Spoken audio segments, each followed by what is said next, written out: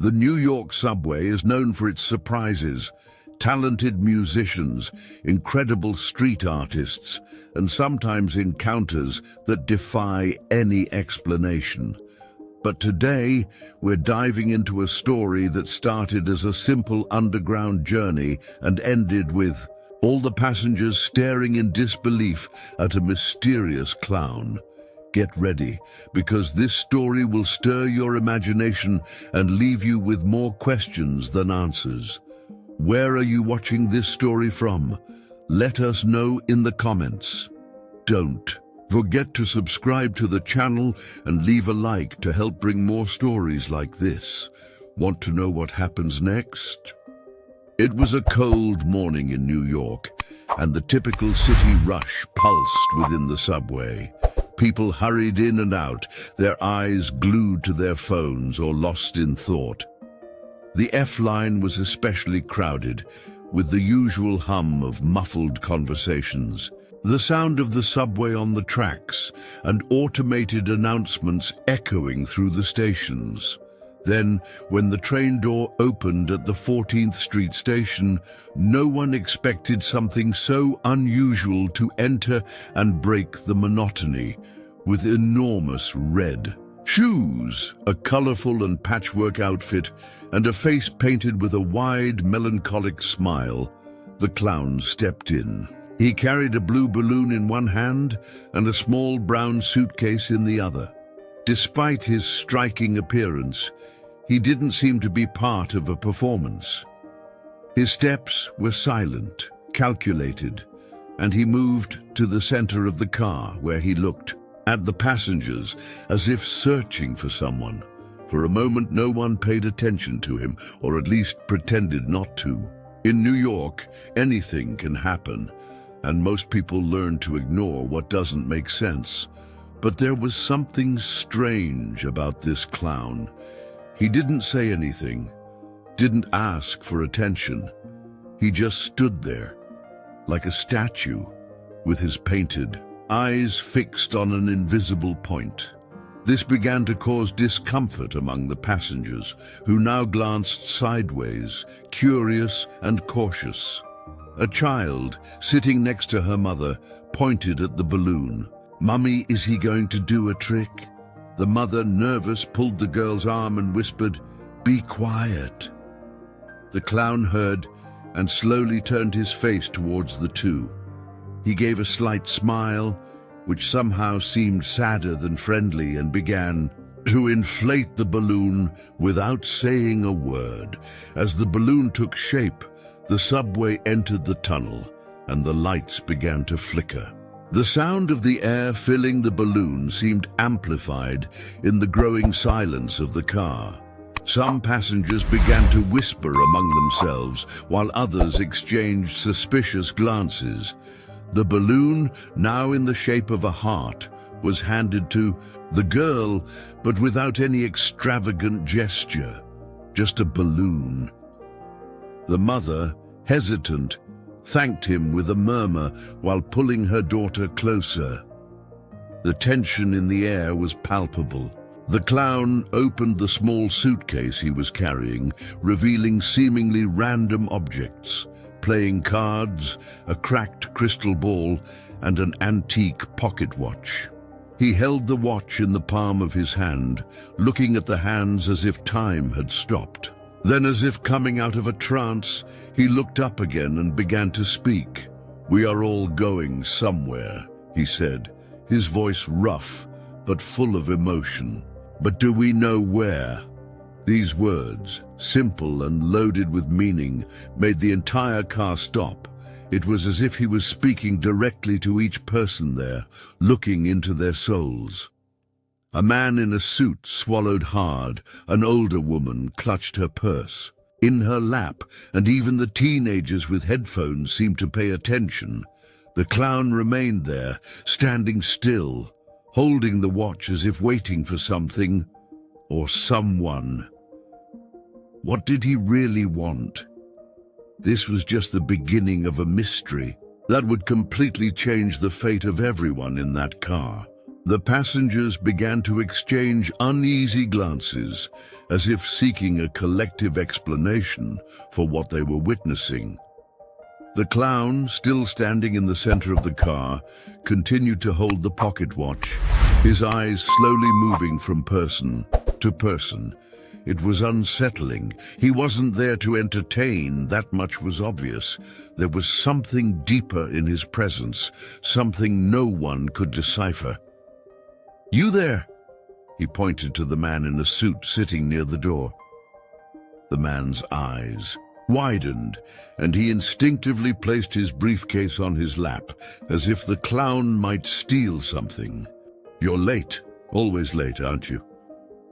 The clown's voice echoed through the car, as if he knew something intimate, something the man preferred to hide. I don't know what you're talking about," the man replied defensively. But his expression gave him away. He looked at his wristwatch, then at the floor, avoiding the clown's gaze. The clown smiled, but there was a weight to that smile. He put the pocket watch back in the suitcase and picked up the cracked crystal ball. Holding it in the dim light of the car, he looked through it, as if seeing something beyond the visible. "Time is a funny trick," he said, turning the ball so that the crack glinted. "We think we control it, but really it controls us." The passengers were mesmerized, each interpreting those words in their own way. A young woman sitting near one of the windows seemed deeply moved. She held an open envelope in her hands, looking at its contents as if she had just received bad news. "What do you mean by that?" she asked, unable to contain her curiosity. The clown turned to her, his sad eyes softening slightly.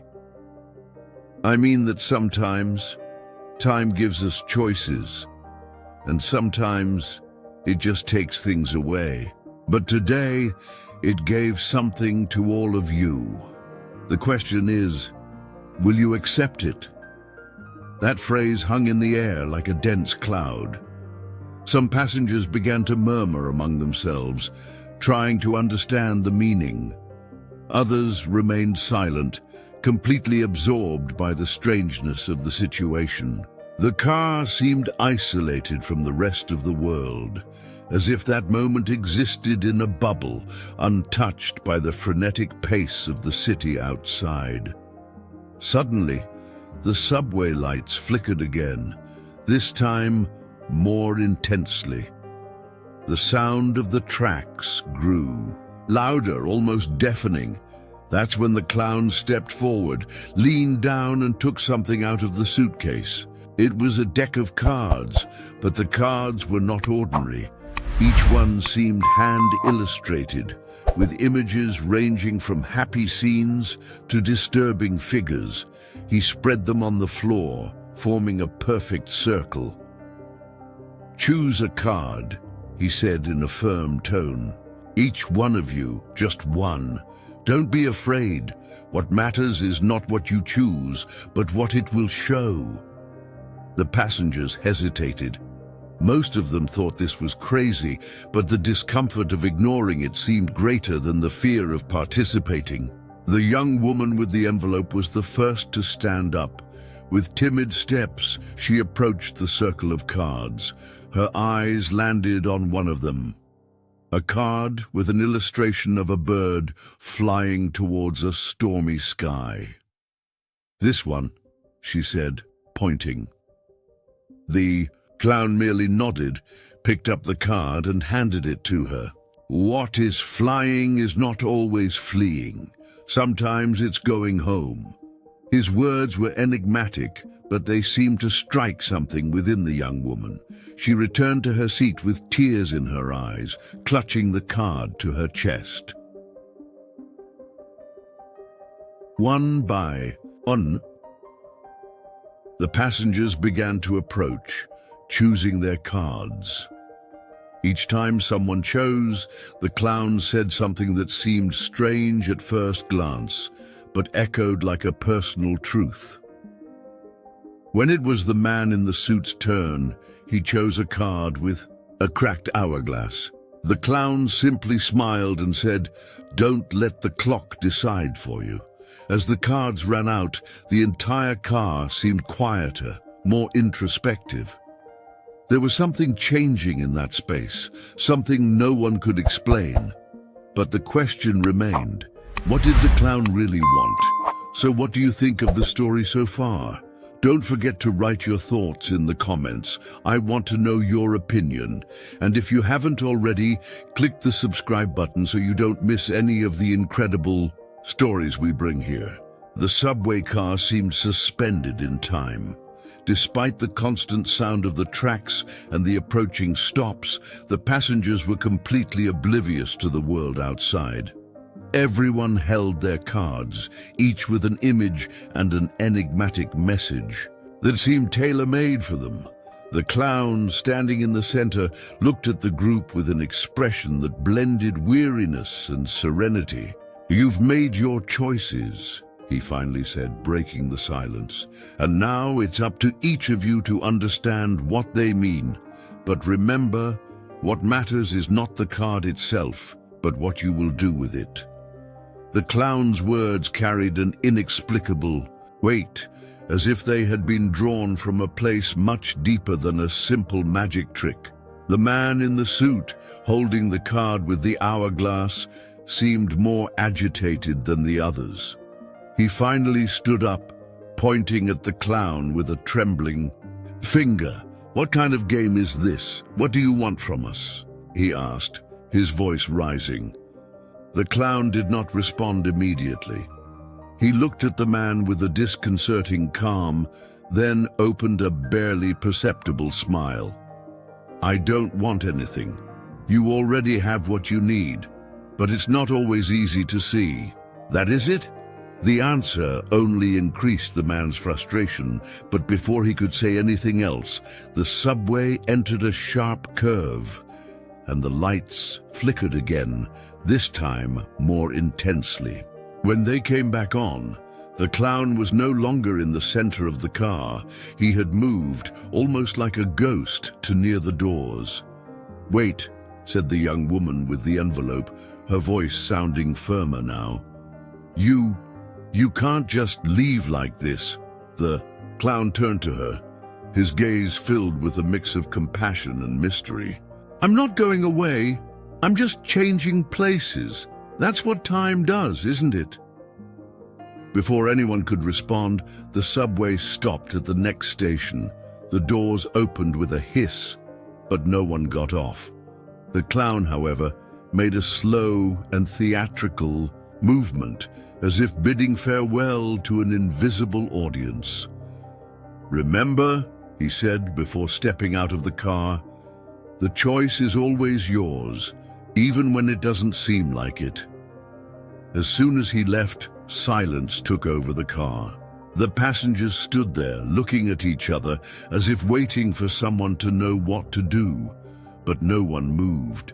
It was as if the air had grown heavier, laden with a mystery that no one could explain. It was the young woman with the envelope who broke the silence. She opened the envelope she had been holding since the beginning and took out a letter, not one from the clown's deck, but a handwritten letter that seemed to be a farewell from someone important. Her hands trembled as she read silently, but when she finished, she looked at the chosen card with tear-filled eyes. "He knew," she whispered. The man in the suit, still holding the hourglass-drawn card, opened his mouth to speak, but was interrupted by an elderly woman who had remained silent until then. "I think he knew about all of us," she said with a tone of resignation. "It wasn't a coincidence. That wasn't just any trick." The tension in the car continued to grow. Each person began to analyze their cards, trying to find a greater meaning, something that could explain the encounter. But no matter how much they thought about it, the truth seemed to lie in something that couldn't be explained with logic. Then the subway arrived at the next station. This time, some passengers got off, but those who remained in the car continued to exchange glances. The cards were still in their hands, and what had started as a typical morning on the subway had transformed into something they would never forget. After all, who was that clown? And why did he seem to know the secrets of each one so well? What do you think is happening? Leave your theories in the comments. Don't forget to like the video and subscribe to the channel to keep following this mystery-filled story. The tracks rattled as the subway continued on its course. The few who remained in the car tried to compose themselves, but the air seemed impregnated with something indescribable. The young woman with the envelope, the man in the suit, and the elderly lady with tired eyes remained silent, all holding their cards as if they were a piece of something much larger. No one dared to let go of them, not even the most skeptical. An uncomfortable silence took over, but it was impossible to ignore the feeling that the clown was still present in some way. The man in the suit looked out the window of the car, trying to find some logic in all of this. He was about to put the card in his pocket when he felt something strange. The hourglass drawn on the card seemed to be moving. He rubbed his eyes, thinking it was his imagination, but the grains of sand inside the illustration were indeed falling slowly, as if time were literally passing there. Did you see that? He held up the card for the others, his voice filled with disbelief. The young woman with the envelope leaned in to look, and for a moment her eyes widened. That's not possible, she whispered. Before they could discuss it, the subway slowed down. There was no station nearby, but it was decelerating, as if it were about to stop. The passengers exchanged confused glances. What was happening now? When the car finally stopped, the lights flickered irregularly, and the digital panel indicating the stations went completely blank. The doors did not open, and silence took over again. But this time, it wasn't the empty kind of silence. It was charged as if the very air was watching. "This is very wrong," murmured the elderly lady, clutching the card in her hands, which showed the image of an old bridge. Suddenly, a sharp sound got through the car, similar to the sound of a balloon popping, but there were no balloons in sight. Then something happened. All the cards in the passengers' hands began to glow slightly, each with a different intensity. People stood up from their seats, startled but unable to let go of the pieces of paper. "What's happening?" asked the man in the suit, his voice rougher than before. He held the card as if his life depended on it. The young woman was the first to notice something strange. "The cards. They're showing us something," she said. "Look closely." Reluctantly, the passengers focused on the images. The cards were no longer just static drawings. They were moving, like small films projected onto a piece of paper. The young woman saw the bird that had previously flown towards the stormy sky now returning to an empty nest. She felt a lump in her throat, as it seemed to directly reflect her own situation. A farewell, a void left by someone who would never return.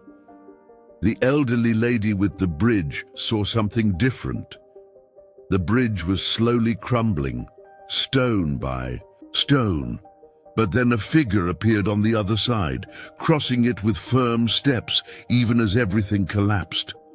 The woman let out a sigh, her eyes filling with tears. And the man in the suit. His hourglass continued to pour grains of sand, but now he saw something more. a small figure, like that of a child, holding the hourglass and trying to turn it to the other side, as if wanting to gain more time. He swallowed hard, a memory buried.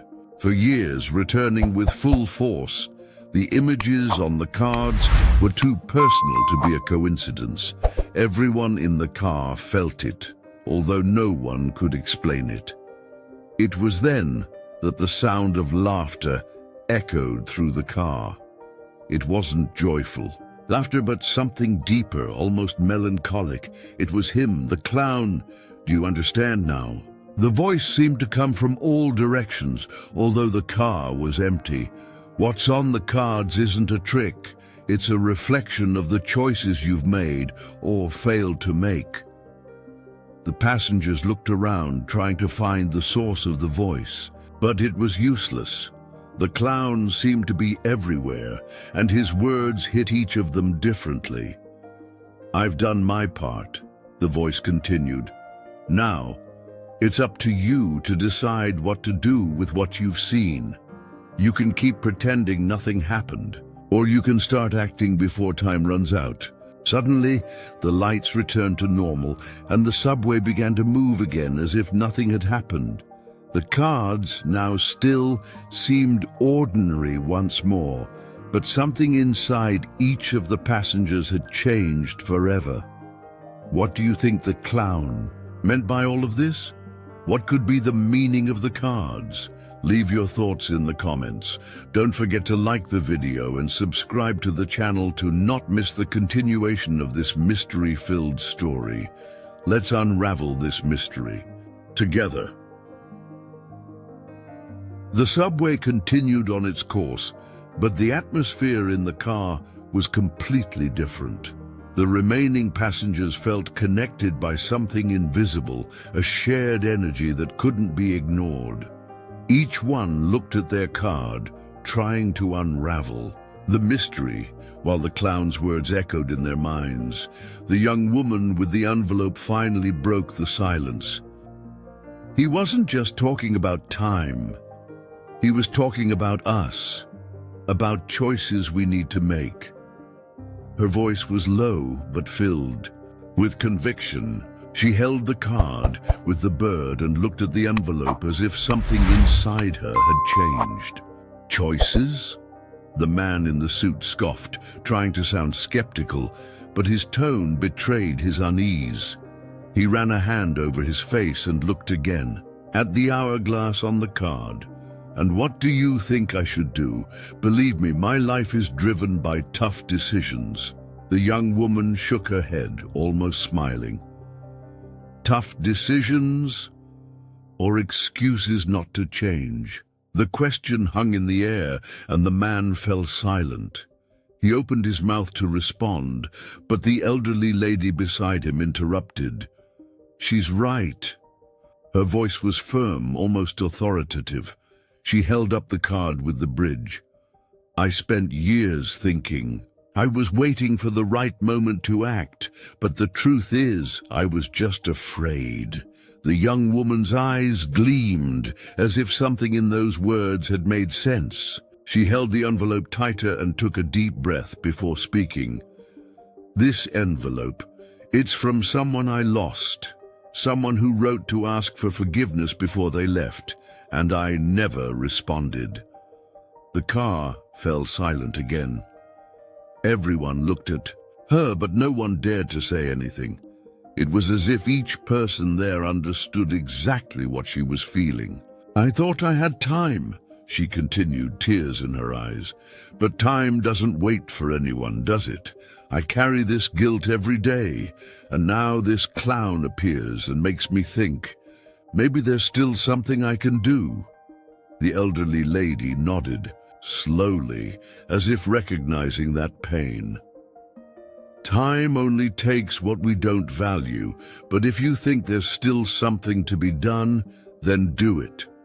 Don't wait for the bridge to crumble completely." The man in the suit watched the conversation, but his thoughts were elsewhere. He held the card with the hourglass as if it were a mirror. Finally he spoke, but his voice was lower, almost a whisper. My son. He paused, swallowing hard. I always thought I was working so hard to give him everything, but the only thing he wanted was my time, and I never gave it. His words hung in the air, resonating with everyone present. It was as if the cards had unearthed the deepest secrets of each passenger, bringing them to the surface. Then the subway made another sharp turn, and the lights flickered again. The digital panel came back on, but with a peculiarity. Instead of showing the next stations, the words "Last Chance" appeared, flashing in red. "This can't be real," murmured the man in the suit, but no one seemed surprised. It was as if, after everything they had experienced, this was just another piece of the puzzle. The young woman looked at the panel and then at the envelope. "Last chance." She suddenly stood up, as if she had made a decision.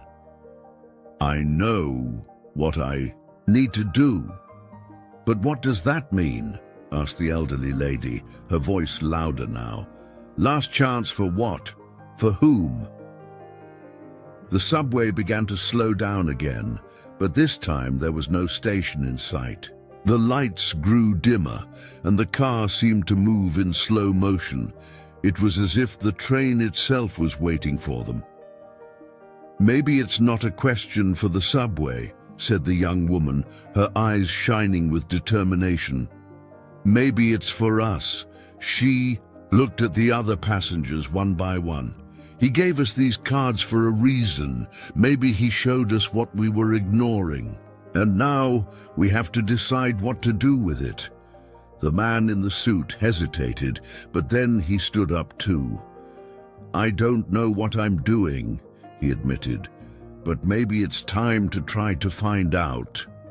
The elderly lady, still seated, looked at them with a melancholic smile. "You're right, I just don't know if it's too late." The subway lights flickered once more, and the panel with the words "Last Chance" disappeared. The train picked up speed again, and the silence was filled once more with the sound of the tracks. But inside the car, each person's life was about to change. "And you, what would you do if you had one last chance? What do you think is coming next in this story?" The silence in the car became unbearable, as if the very space was suffocating. The sound of the tracks, once a constant and familiar noise, now sounded distorted, like a distant wail that seemed to penetrate the ears and mind. The lights continued to flicker, but at unpredictable intervals, casting strange shadows on the walls and the passengers' faces. The man in the suit held the card with the hourglass so tightly that his fingers began to tremble. He felt something strange, as if the weight of the paper was heavier than it should be. With each flicker of the lights, the sand in the hourglass seemed to flow faster, but the man couldn't look away. He began to hear something, no, feel something, like a voice whispering in his ear, although there was no one beside him. "You never did enough," the voice said, cold and merciless. "All you did was run away." "Who's talking to me?" the man shouted. But his voice echoed in the empty car, where no one seemed to notice, or perhaps everyone was dealing with their own internal horrors. The young woman with the envelope was not immune either. The bird on her card seemed to move again, but this time its wings fluttered frantically, as if trapped in an invisible cage. She heard the sound of flapping, as if something was trying to escape, and it seemed to come directly from within her. The clown's words returned to her mind, but now they sounded different, more threatening. "Time gives and takes. But what do you deserve?" She began to sweat, holding the envelope so tightly that her nails pierced the paper. Memories of unlived moments and unsaid words flooded her mind, like a film playing out of control. She saw The face of someone dear, someone who was no longer there, and the guilt grew inside her like a parasite. The elderly lady, who had seemed so firm, was now motionless in her seat. Her eyes were fixed on the card with the bridge, but what she saw was not a drawing. The bridge crumbled before her, stone by stone, while figures from her past emerged from the other side. Some were familiar, faces of people she had loved but abandoned. Others were indistinct shadows, faceless figures that merely watched, judging her in silence. She began to murmur to herself, I didn't know." Her voice trembled, almost inaudible, but each word seemed heavier than the last. The atmosphere in the car became increasingly suffocating. The lights, now oscillating between complete darkness and blinding flashes, created the sensation that the space was closing in. The air seemed denser, as if breathing it required effort. All the passengers felt the same thing. Something was watching them. Something that knew their darkest secrets. Something that was there not to judge, but to extract from them the truth they tried to hide. Suddenly the car was filled with a low laugh, but not a joyful one. A guttural, drawn-out sound that seemed to come from every corner at once. It was the clown, or at least his presence. "Do you see now?" The voice echoed, each word reverberating like a blow. "The truth cannot be hidden. It reveals itself whether you want it to or not." The passengers began to search for the source of the voice, but it seemed to be everywhere. The man in the suit tried to stand up, but his legs felt locked, as if something invisible held him in place. The young woman looked around frantically, clutching the envelope to her chest as if it could protect her. "Are you afraid of what's to come?" The voice continued, louder now. "Or are you afraid it's too late?" The shadows in the car began to move. They were not ordinary shadows. They seemed to have a life of their own, stretching, twisting into distorted shapes that defied logic. A particularly large shadow slid across the floor and stopped in front of the young woman. She felt a cold chill run up her spine when she realized that the figure seemed to reflect her own form, but with empty, judging eyes. "It's not real. It's not real," she murmured, but the shadow seemed to laugh silently. The man in the suit saw something similar. A smaller shadow, which seemed to be that of a child, appeared before him, holding something he recognized immediately. An hourglass, identical to the one on the card. "I tried," he began to say, but the shadow merely shook its head slowly, as if saying there was no excuse good enough. The elderly lady saw shadows that seemed to transform into people she knew. One of them leaned forward, its lips moving without sound, but she knew what it said. "You left us behind." The subway began to accelerate violently, shaking the passengers as they tried to hold on. The cards, which had been in their hands, were torn away by an invisible wind and now floated in the air, spinning in circles around them. The clown's laughter grew louder, more frenetic, as if he was feeding off the growing fear in the car. "Last chance," the voice said, almost in a whisper now. "Are you ready to face what you left behind?" The lights flickered one last time, plunging the car into complete darkness. "And you? What would you do if you were confronted with your greatest regrets? Leave a comment on how you would face this situation. Like the video and subscribe to the channel to not miss the conclusion of this disturbing story. The car was plunged into total darkness. The only thing the passengers could hear was the irregular sound of their own breathing, mixed with the distant echo of laughter that seemed to come from somewhere far beyond the subway.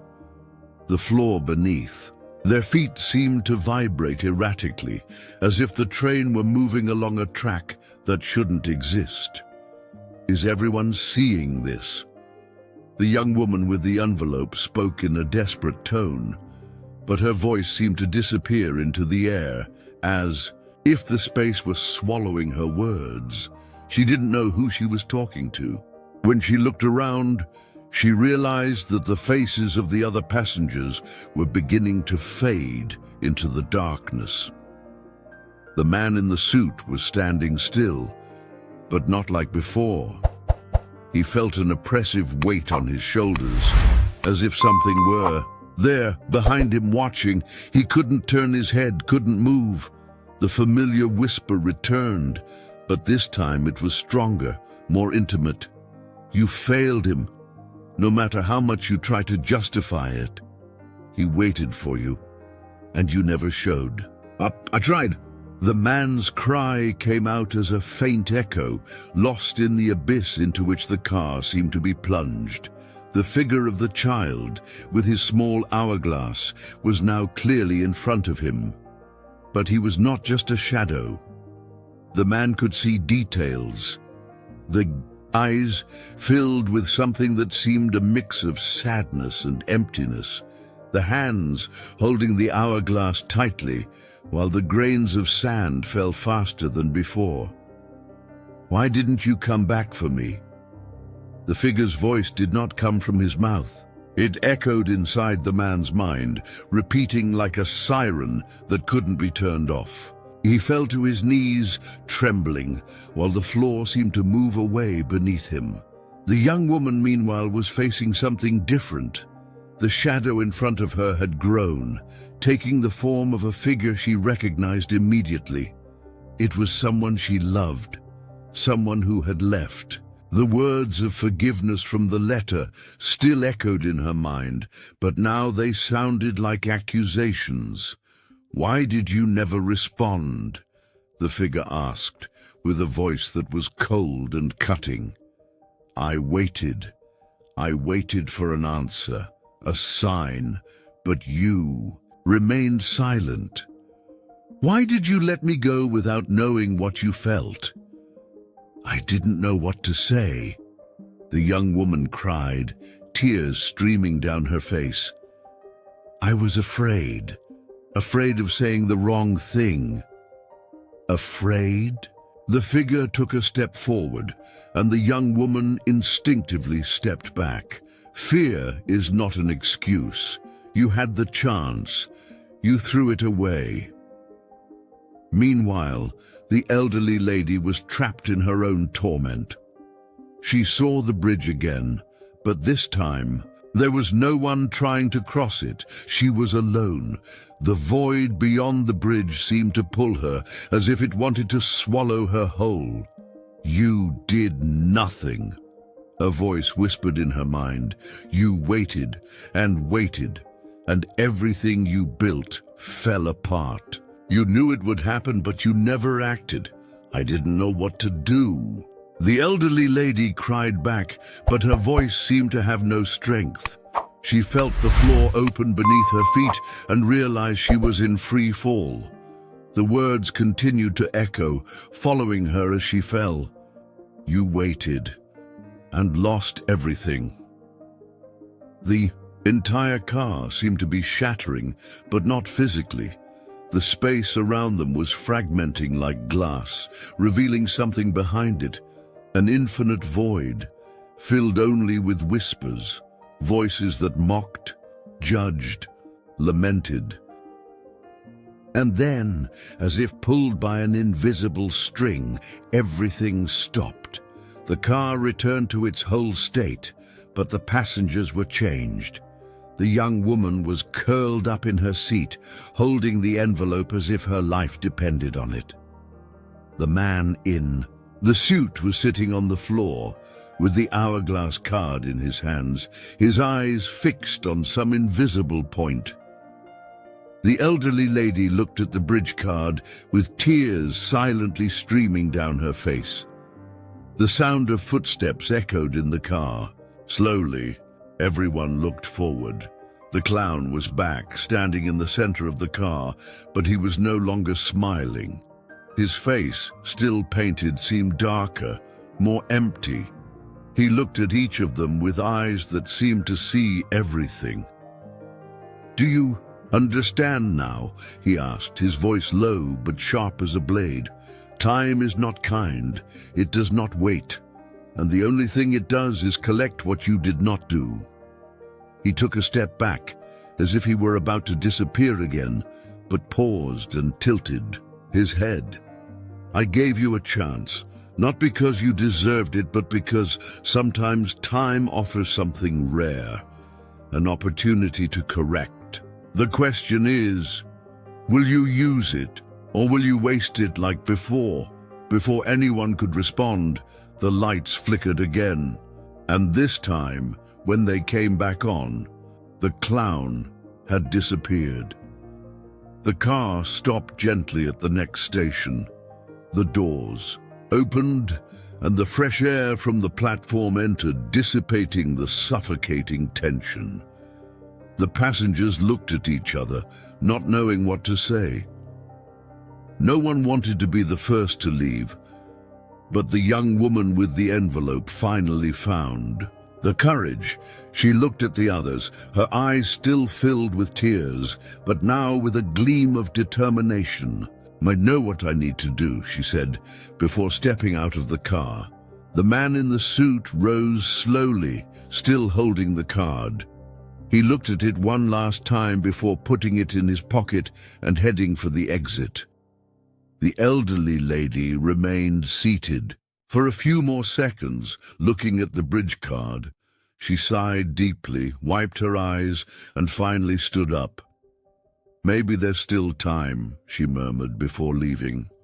When the car was empty, the interior light flickered one last time, and for a fraction of a second, a low laugh echoed in the distance. "Phew, what a story, huh? Now I want to know, what did you think of this plot? Leave your thoughts in the comments and tell me how you would have reacted in the place of the subway passengers. And don't forget to share this video with a friend who loves intriguing stories like this. Let's spread these stories around the world. Until next time.